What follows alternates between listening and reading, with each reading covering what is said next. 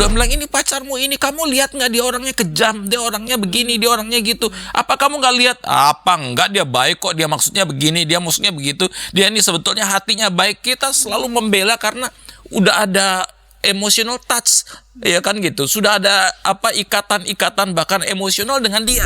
Ada negara lain juga yang mengalami, misalnya Burma. Ini penggunaannya itu hampir sama dengan India. Burma itu menggunakan untuk menjelek-jelekan suku Rohingya yang Islam. Karena Burma ini kebanyakan Buddha dan Buddha-Buddha yang fundamentalis, kira-kira begitu ya. Yang politis juga.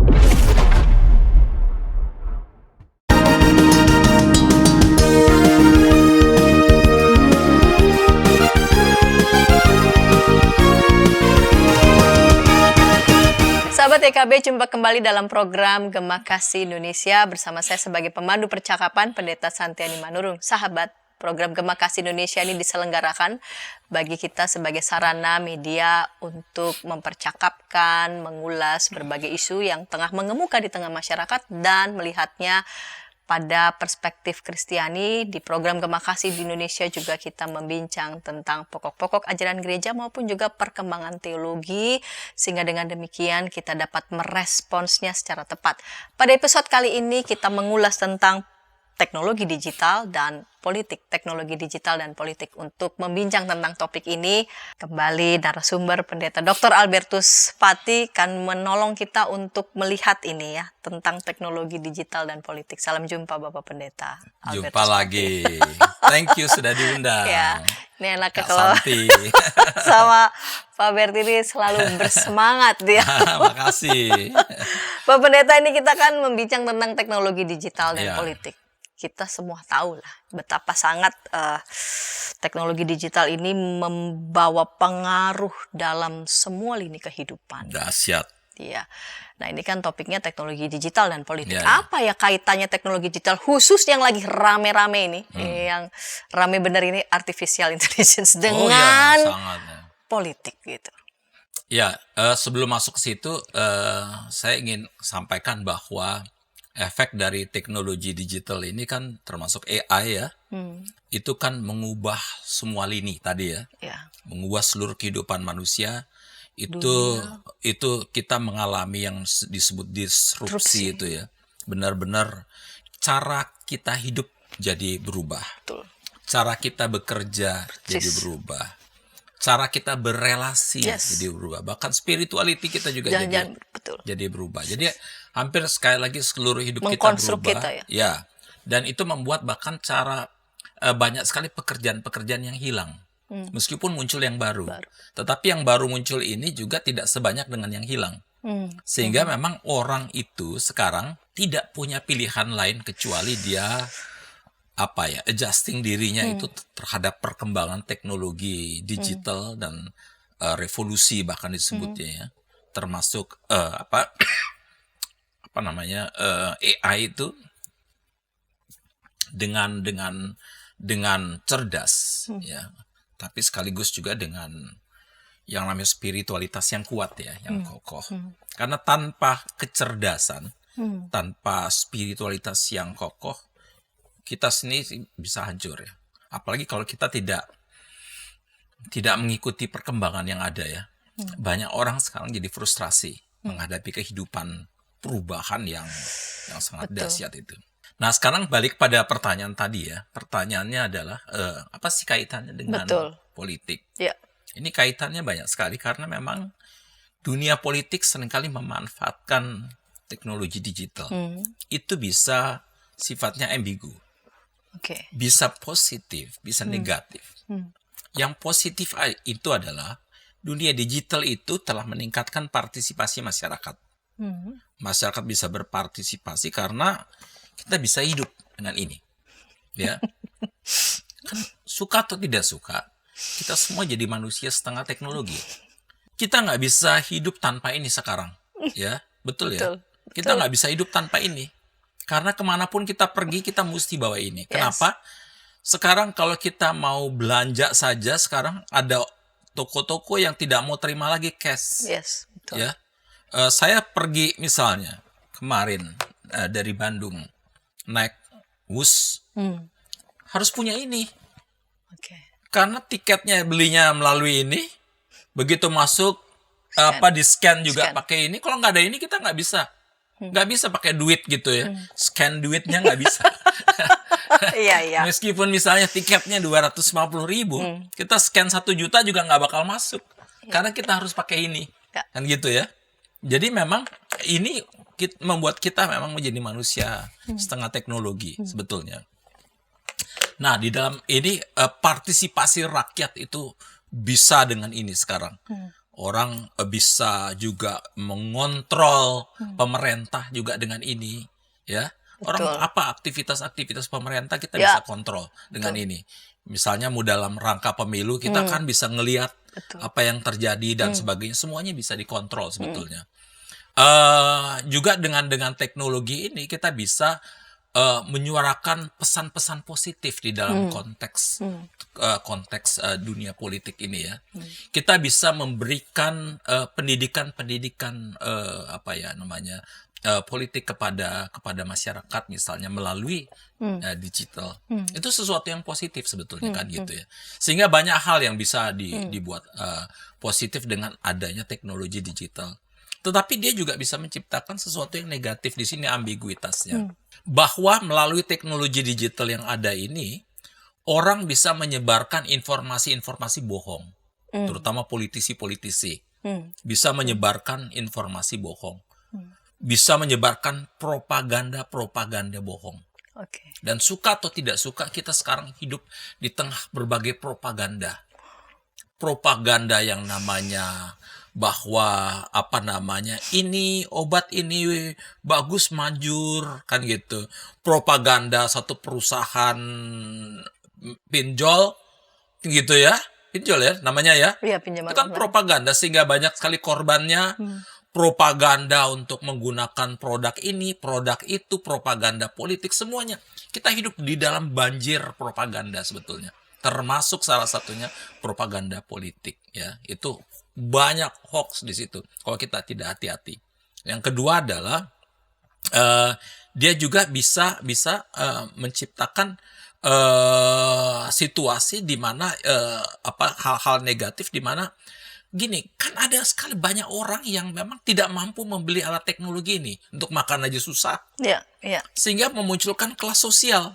Kelas sosial antara pemilik teknologi digital ya, yang punya kekayaan dan mereka yang nggak punya. Ya, saya pernah ketinggalan HP, lalu kemudian saya pinjam, kebetulan ada tukang sol sepatu yang lewat. Saya pinjam HP-nya dong, saya mau telepon istri saya supaya segera pulang. Saya ketinggalan HP di dalam rumah, nggak ada kunci.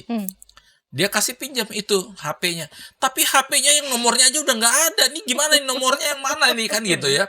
HP yang sangat super sederhana. RSS bang, kira-kira gitu ya. Sangat sederhana sekali. Itu udah terjadi kesenjangan sosial. Itu baru pada kepemilikan. Dalam soal pengetahuan terjadi kesenjangan yang lebih hebat lagi antara mereka yang tahu teknologi digital, yang menguasai, dengan mereka yang mungkin pegang HP tapi taunya cuma bagian WA doang, kan gitu ya. Sama forward. Sama forward. Dikit-dikit forward. Ya, dia nggak ngerti apapun tentang itu kan gitu ya. Jadi bukan cuma kesenjangan ekonomi ya, tetapi juga kesenjangan pengetahuan yang luar biasa. Dan ini kan terjadi di tengah-tengah dunia digital kita ini ya. Hal-hal yang negatif seperti ini ya. Jadi ada hoax, ada kesenjangan-kesenjangan seperti itu yang kalau kita tidak hati-hati ya, ini dunia ini bisa terjadi penindasan, ketidakadilan yang tanpa kita sendiri sadari. Apalagi sekarang juga yang repot adalah ketika bahkan anak-anak kecil udah dikasih teknologi digital dan mereka nggak peduli dengan orang lain. Semuanya bermain dengan teknologi. Jadi individualismenya itu malah semakin menguat. Orang nggak peduli lagi. Dengan orang yang jauh yang dekat di meja makan udah nggak ada komunikasi, dia komunikasi dengan orang yang jauh-jauh. Ya. Kan gitu ya. Jadi memang terjadi hidup di ini justru sebetulnya diciptakan untuk mempermudah komunikasi. Yang terjadi diskomunikasi Ya. di antara manusia. Nah, ini yang persoalannya, dan ada ambiguitas yang mestinya kita harus waspadai dan kritisi. Nah, ini kan teknologi digital nih ada banyak, tapi yang utamanya itu artificial intelligence ya. Betul. Menurut pandangan Pak Berti, sejauh mana apa ya peluang begitu artificial intelligence, tapi juga sekaligus kita sadari ada bahaya begitu ya dalam dunia politik gitu. Ya, ini yang persoalan yang terjadi di dalam dunia politik adalah seringkali kalau politisi-politisi menggunakan yang namanya AI ini secara tidak bertanggung jawab. Sekarang ini AI bisa digunakan, misalnya wajah saya, mulut saya bisa ngomong sesuatu yang bukan saya. Kan gitu. Betul. Ya. Yang saya tidak kehendaki. Itu bisa muncul tiba-tiba saya ngomong tentang politik yang menyudutkan si A atau si B atau si C dan sebagainya. Padahal saya nggak pernah ngomong begitu. Itu AI bisa meng-create itu. Ya. Dan kita begitu lihat, oh kok dia ngomong begitu, padahal itu bukan kita. Itu AI. Nah, ini kan bahaya sekali. Ditambah lagi kalau misalnya para politisi ini menggunakan AI secara, balik lagi, tidak bertanggung jawab. Dia menggunakannya untuk menciptakan kebohongan-kebohongan. Begitu banyak cerita-cerita bohong, hoaks yang menyudutkan satu agama, apalagi kalau dia menggunakan politik agama ya, menyudutkan satu agama atau menyudutkan satu kelompok. Tapi sisi lain dia membagus-baguskan yang dia dukung, ya, seolah yang dia dukung tuh oke banget, hebat banget, sehingga manusia itu begitu nonton itu lalu kemudian dia terpengaruh. Karena apa? AI itu kalau dibuat dengan sangat-sangat meyakinkan, dia bahkan bisa menyentuh langsung ke hati. Ya. Emosi kita yang di-touch sebetulnya ya. Sehingga ketika kita nonton, kita tidak lagi seringkali kehilangan daya kritis, karena kita udah yang digali itu sesuatu yang sangat-sangat emosional. Jadi yang menurut kita negatif bisa saja untuk menurut orang tertentu itu betul. Jadi ambiguitas itu kita melihat juga jadi blur gitu, yang kita sebut dengan ambiguitas di dunia digital, apalagi dimanfaatkan oleh berapa tertentu, mana positif mana bukan, itu kita jadi bingung juga. Ini memang menciptakan polarisasi yang luar biasa sekarang. Polarisasi ya, efek daripada dari teknologi digital termasuk AI ini menciptakan polarisasi yang sangat dahsyat, di mana kita sendiri mempertanyakan mana yang the real truth itu ya, yang benar-benar kebenaran itu yang mana, karena masing-masing sekarang ini di dalam istilahnya kalau dunia post truth ini tergantung justifikasi masing-masing, gitu ya. Jadi oleh karena itu kita betul-betul harus punya daya kritis yang tadi saya katakan. Pertama kita punya daya kritis intelektual yang benar-benar terasah, tapi kemudian yang kedua kita harus punya spiritualitas yang dalam banget ya. Spiritualitas yang didasari oleh cinta. Spiritualitas yang didasari oleh compassion, kira-kira gitu ya. Kalau kita nggak membaca sesuatu itu tanpa spiritualitas dan tanpa cinta ya, tanpa kacamata itu, kita bisa dipengaruhi secara total oleh orang-orang yang memanipulasi perkembangan teknologi digital dengan AI itu, yang kemudian sampai men-touch langsung deep ke dalam hati kita gitu ya, di dalam emosi kita, sehingga kita ikut emosi luar biasa, sehingga orang memang kehilangan pegangan lagi. Kalau orang udah emosi kan udah ini, seperti kalau orang dapet jodoh ya. Ya, orang lihat ini aku udah cinta padanya misalnya. Orang bilang, "Apaan ini? Pacarmu jelek begitu atau dia begini, dia begitu nih." Bodoh amat, dia cantik ini, gua udah suka, mau apa? Orang udah bilang, ini pacarmu ini, kamu lihat nggak dia orangnya kejam, dia orangnya begini, dia orangnya gitu. Apa kamu nggak lihat? Apa enggak, dia baik kok, dia maksudnya begini, dia maksudnya begitu, dia ini sebetulnya hatinya baik. Kita selalu membela karena udah ada emotional touch, ya kan gitu. Sudah ada ikatan bahkan emosional dengan dia. Itu udah nggak bisa lagi ya.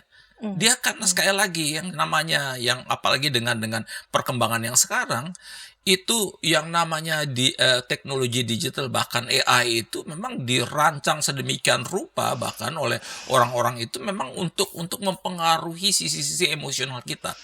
Bahkan ketika kita masuk dalam dunia politik, itu masuk di dalam sisi yang sangat emosional, nggak lagi sisi rasional lagi.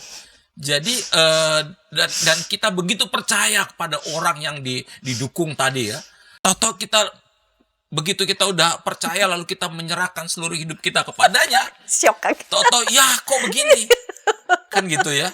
Sudah Iya. terlambat, too late ya, kan gitu ya. Jadi sekali lagi memang ini memang para politisi harus punya kesadaran yang sangat-sangat luar biasa ketika mereka menggunakan teknologi digital dan AI, apakah itu untuk kepentingan dan ambisi politik mereka atau itu untuk kepentingan Berarti harus masyarakat. punya kesadaran moral yang Betul. tinggi begitu ya, Betul. melihat itu sebagai alat. Betul. Karena kalau nggak punya kesadaran moral yang tinggi, Ya, ya. etika, Ya. maka dia bisa apapun cara Betul. sejauh Betul. ini bermanfaat untuk Ya. keuntunganku itu dilakukan. Ya, ya. Perkara positif negatif udah Ya. nggak ada lagi perkara. Betul. Pokoknya ini sejauh ini menguntungkan, melipat gandakan keuntungan. Betul. Baik Pak Pendeta, kita akan lanjut segmen kedua. Kita akan Ya. mau melihat nih, ini kan kita tetap real melihat gitu ya. Ini disambigu ya. Ya. Pemanfaatan tapi juga ada efek yang nggak main-main begitu, Betul. buruknya khususnya artifisial dalam dunia politik. Nah, kira-kira negara mana saja yang sudah mengantisipasi disambigu antara pemanfaatan tapi juga kesadaran akan dampak buruknya di segmen kedua, segmen penutup. Namun sebelumnya kita dengarkan pesan-pesan berikut ini.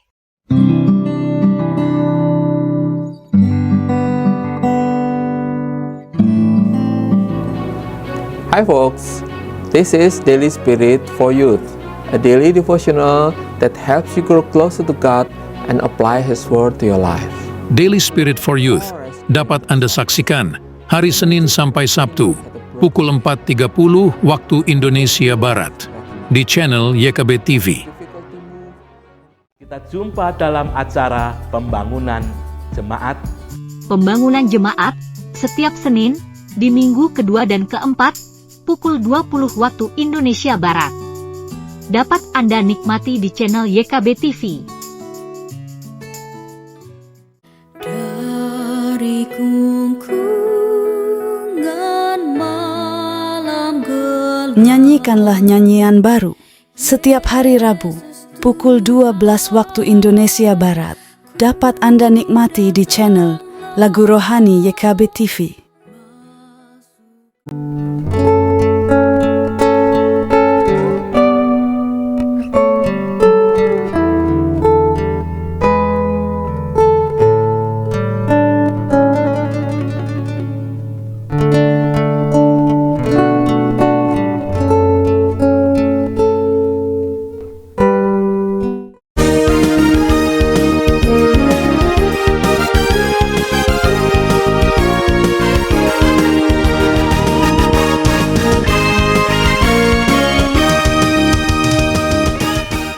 Sahabat, senang masih bersama dengan kami dalam program Gema Kasih Indonesia. Pada episode kali ini kita membincang tentang teknologi digital dan politik bersama dengan narasumber Pendeta Dr. Albertus Pati.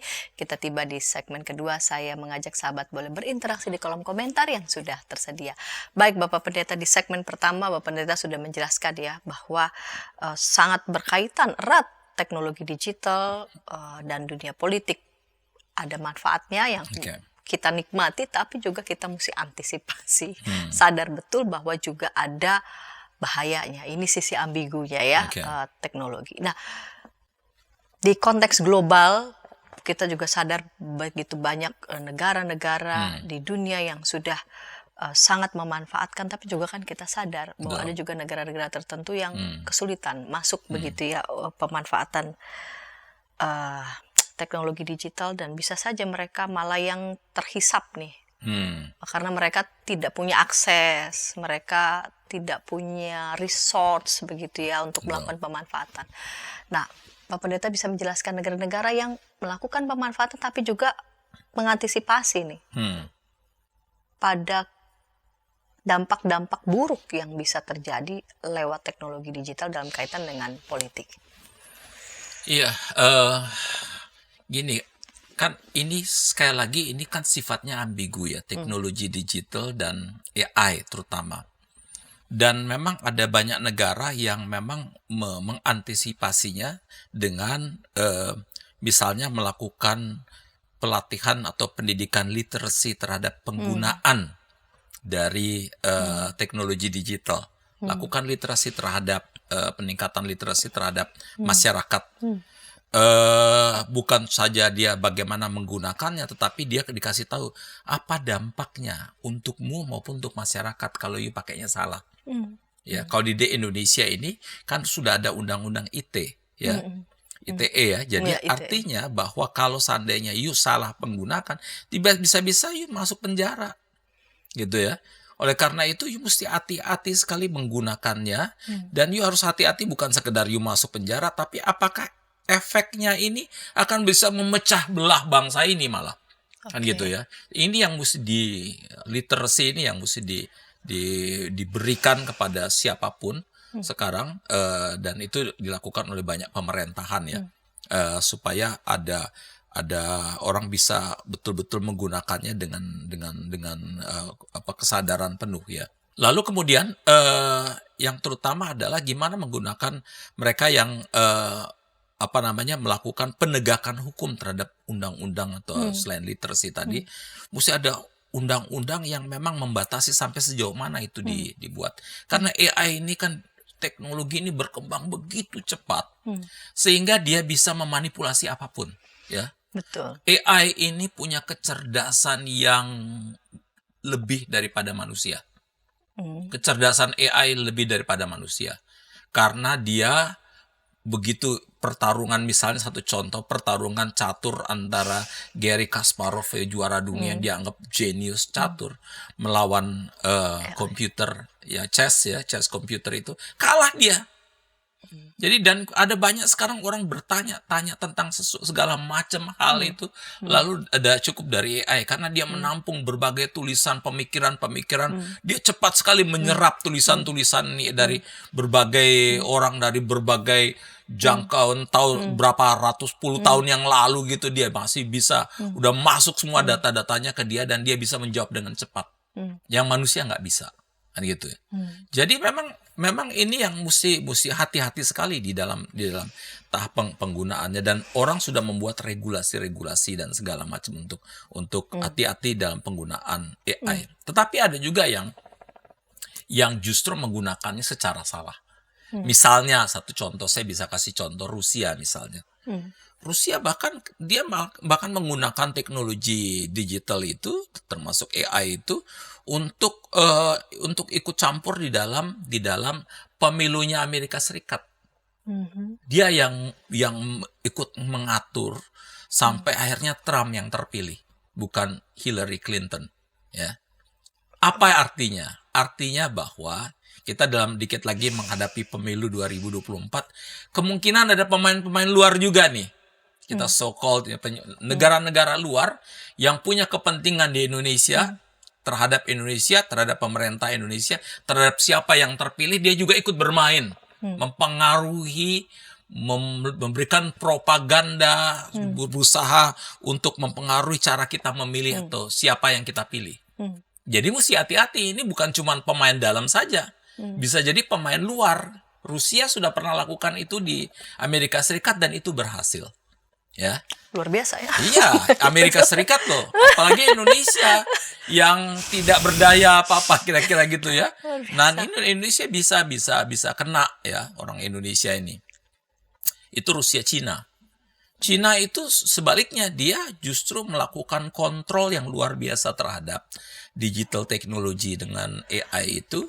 Lalu kemudian dia cuma mengatakan yang mana yang boleh keluar, mana yang tidak boleh keluar, mana yang dia dukung supaya keluar, yang tentu saja yang dia dukung yang mendukung kebijakan pemerintah. Yang tidak, dia akan cut, dia akan hapus. Oleh karena itu mereka ini nggak punya kebebasan teknologi digital sebetulnya di Cina ya. Ya betul-betul semuanya dikontrol habis total, nggak punya kebebasan berbicara, freedom itu hilang gitu ya di dalam konteks Cina ya.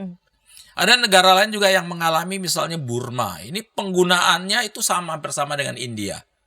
Burma itu menggunakan untuk menjelek-jelekan suku Rohingya yang Islam. Karena Burma ini kebanyakan Buddha dan Buddha yang fundamentalis, kira-kira begitu ya. Yang politis juga, kan gitu ya.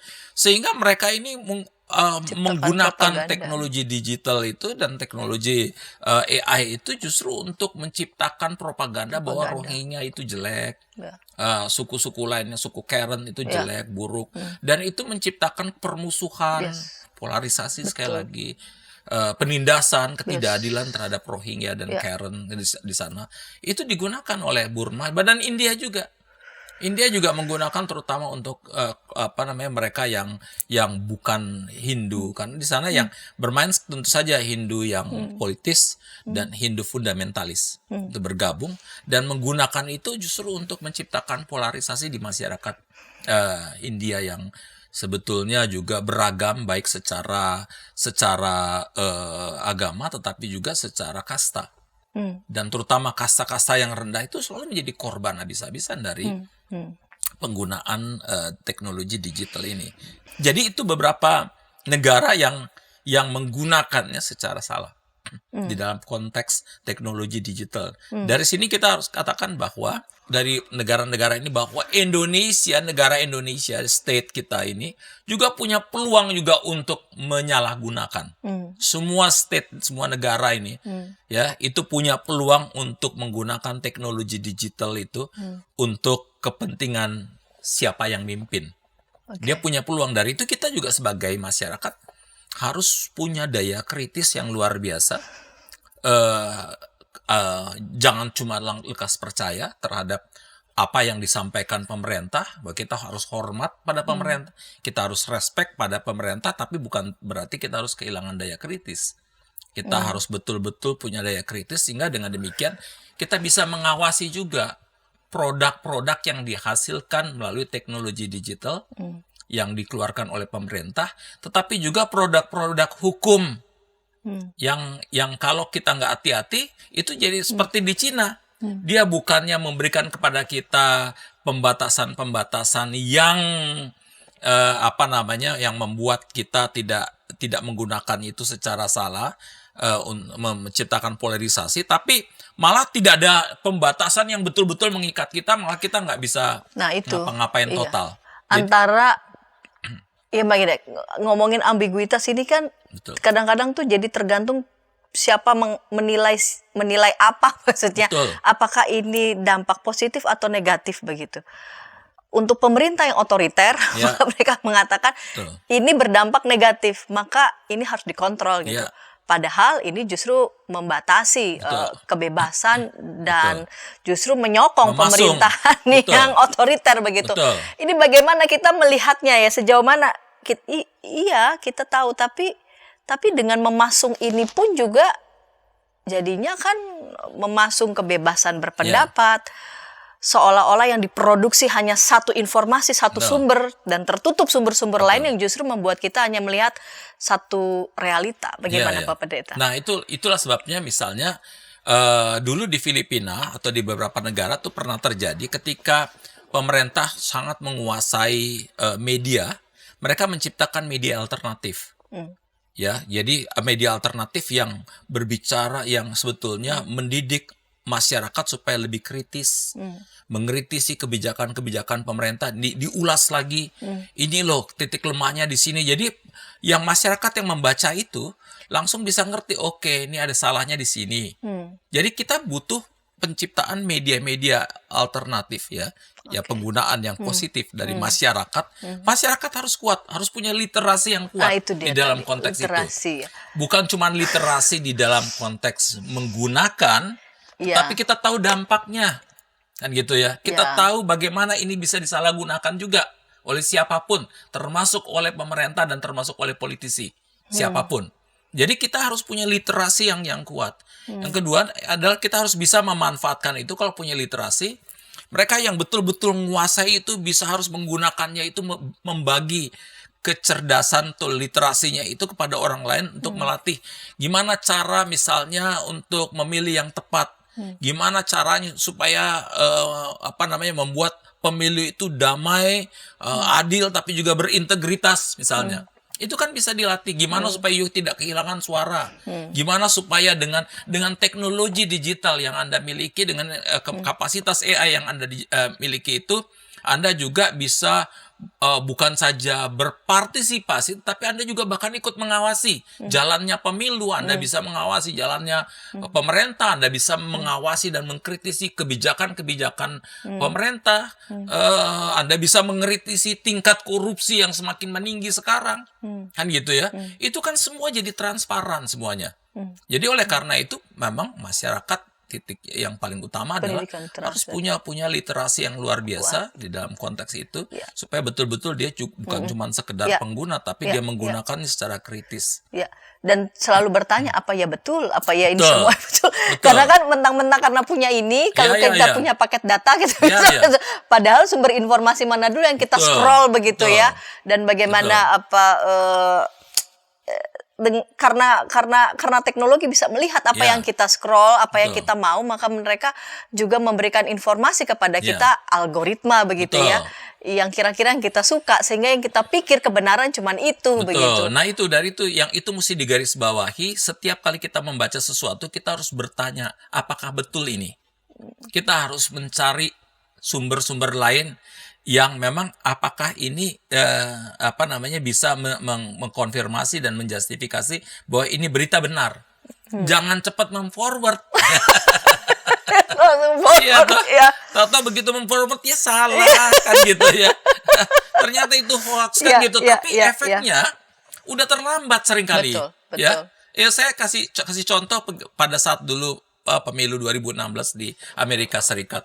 Diciptakanlah hoax bahwa terjadi kasus Pizzagate itu terhadap Hillary Clinton, di mana dia pada saat itu melakukan hal yang tidak sopan lah terhadap anak-anak ya, secara seksual. Lalu kemudian berita itu udah muncul di mana-mana, lalu kemudian mereka menyampaikan counter berita bahwa itu tidak benar, dan ternyata memang berita itu tidak benar. Tetapi berita yang sudah tersebar itu sudah mempengaruhi masyarakat pada masa itu. Betul. Ya, itu udah terlambat. Sehingga efeknya adalah Hillary Clinton kalah. Jadi jangan berpikir begitu forward, ya salah. Kalau gitu aku melakukan koreksi. No way, too late. Kan gitu ya. Oleh karena itu sebelum kita memforward sesuatu, jangan. Jadi harus merespons teknologi digital yang ambigu begitu ya, maka kita harus punya daya kritis. Kehati-hatian yang luar biasa. Apa ya benar, apa ya. Kita harus cek dulu beritanya apa betul sudah memang terkonfirmasi ini beritanya ini betul-betul benar dan sebagainya, baru kita bisa forward. Tapi juga kalau kita mau forward juga, kita lihat juga pertanyaan, kalau saya forward ini apa dampaknya bagi masyarakat? Apakah dia menciptakan polarisasi, dia akan menciptakan konflik dan sebagainya? Karena sekali lagi mereka ini kan AI ini pintar sekali, ya. AI ini bisa dilakukan, dia bisa menyebarkan segala sesuatu. Kelemahan dari AI yang pintar, cerdas ini, dia nggak punya nurani, ya. Dia nggak punya cinta, dia suka-suka. Tapi manusia kan punya cinta, ya. Oleh karena itu kita harus bekerja dengan kritis dengan satu norma cinta itu. Itu jadi apakah kalau saya sebar ini dia akan memecah belah masyarakat bangsa ini, dia membuat polarisasi di tengah masyarakat, di gereja atau di keluarga atau apa, atau justru dia akan membangun masyarakat itu. Jadi ukuran cinta itu perlu sekali ya. Kita harus melakukan itu dengan kesadaran yang penuh. Karena manusia itu ya punya nurani, punya hati. Ya? Dan yang kedua adalah di dalam konteks yang seperti ini, AI betapapun dia sendiri, dia sangat cerdas, tapi dia sendirian, pemain sendiri. Manusia membangun peradabannya dengan dua hal, ya. Peradaban yang tinggi luar biasa ini manusia bangun dua hal. Yang pertama karena dia punya kecinta, dia punya kesadaran itu untuk berpikir membangun untuk the common good. Tapi yang kedua adalah dia punya kerjasama kolaborasi. AI nggak bisa kolaborasi, gitu ya. AI itu kerjanya sendiri-sendiri. Ya. Kita punya kolaborasi dan kolaborasi kita ini jauh membuat kita jauh lebih hebat daripada AI. Oke. Jadi sebetulnya AI masih bisa ditaklukkan dengan kolaborasi ketika kita saling ngecek, Ya. kita saling kontak, ketika kita saling tanya ini benar nggak dan sebagainya. Itu harus tetap dicek juga. Jangan karena dari AI kita percaya aja. Dia juga bisa banyak bohongnya. Betul. Kenapa? Karena dia sekali lagi dia tidak punya nurani apapun. Kita masih punya nurani, yang kita juga masih punya kolaborasi yang menciptakan sivilisasi ini, peradaban manusia yang dahsyat luar biasa itu karena dua hal tadi, ya, kolaborasi dan cinta. Kira-kira gitu. Nah, ini yang mesti jadi pegangan kita. Baik, Pak Pendeta, tentang topik teknologi digital nih dan politik, Pak Pendeta boleh sampaikan pesan pastoral nih kepada para pemirsa. Mari sih. Oke. Pemirsa dimanapun Anda berada, teknologi digital termasuk AI itu ambigu sekali. Dia bisa sesuatu yang baik, dia bisa juga menciptakan sesuatu yang buruk, yang bahkan bisa menghancurkan diri kita, bahkan menghancurkan bangsa dan dunia ini. Oleh karena itu, kita harus meningkatkan literasi, kapasitas, kemampuan kita di dalam menggunakan teknologi digital atau AI, dan dalam pemahaman tentang teknologi digital, tetapi juga tentang dampak-dampak yang kemungkinan dihasilkan kalau kita misalnya membagi satu berita atau satu peristiwa yang kita terima. Oleh karena itu sekali lagi, mari sama-sama kita berhati-hati di dalam menggunakan teknologi digital dan AI yang kita miliki supaya dia bisa menjadi berkat bagi bangsa dan dunia ini. Baik, terima kasih Pak Pendeta Albertus Pati. Dan para sahabat dimanapun berada, ketika sahabat mau menyampaikan ingin menyampaikan usulan saran, silahkan boleh menyampaikannya di nomor 081281889191. Kita jumpa di episode yang akan datang dengan topik-topik menarik lainnya dalam program Gema Kasih Indonesia. Sampai jumpa.